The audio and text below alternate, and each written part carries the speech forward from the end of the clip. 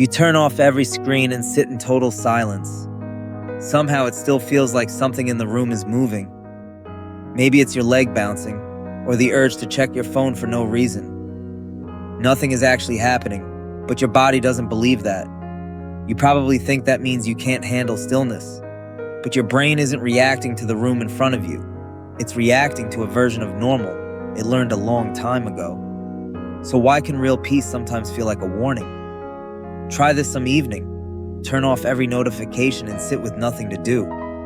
Within a few minutes, that feeling of emptiness usually shows up. Not sadness, not fear, just a subtle sense that something is missing. It's easy to mistake that feeling for proof that something is actually wrong. Here's what's actually happening. Your brain doesn't just sense your emotions, it predicts them, based on what it expects to feel next. That prediction comes mostly from your recent baseline, not from the present moment. If your days are usually loud, busy, and reactive, your brain learns that as normal. So when your actual state doesn't match that prediction, your brain notices the gap.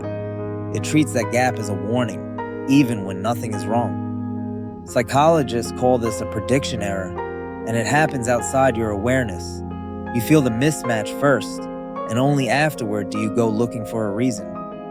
Research on how emotions are built suggests something similar is going on. Your brain doesn't just receive signals from your body and label them accurately.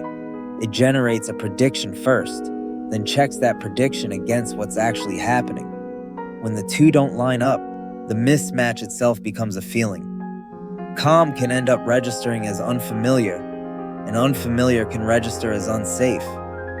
Your body isn't lying to you. It's just working from outdated information. This connects to something researchers call allostasis, the body adjusting itself in advance. It isn't only reacting to the present moment, it's preparing for whatever state it expects to need next. After weeks of constant stimulation, your body starts expecting stimulation as the default. Quiet no longer reads as rest. It reads as a deviation your body has to explain. This pattern isn't only about sitting alone in a silent room. The same feeling shows up after a first vacation following months of overwork. It shows up in a relationship that finally turns calm after a chaotic start. The peace is real, but it doesn't feel real yet because your baseline hasn't caught up. Someone moves into a quieter apartment after years on a busy street. For the first few nights, the silence itself keeps them awake, not because anything is wrong, but because their brain is still listening for old noise. Eventually, the baseline updates, and the quiet stops feeling strange. The risk is what people do while they wait for that update. Many reach for their phone, fill the silence, or stay busy on purpose.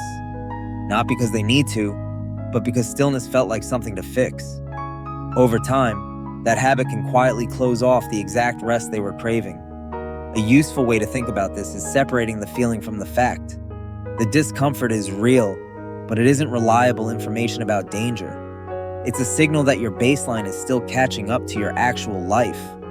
Naming that gap, even quietly to yourself, can be enough to sit through it. The feeling doesn't have to be obeyed just because it showed up first. None of this means something is broken in you. It means your nervous system is still running on last month's version of normal. Every time you sit through the discomfort without reacting to it, that version gets a small update. The room doesn't have to earn your trust back in one sitting. It just needs a few honest repetitions where nothing bad happens. Real peace doesn't always feel peaceful at first. Sometimes it just feels unfamiliar until your brain learns to trust it again. That's the strange part of how the mind keeps rewriting what feels normal. Kokvora explores exactly this kind of hidden mechanism, one quiet moment at a time.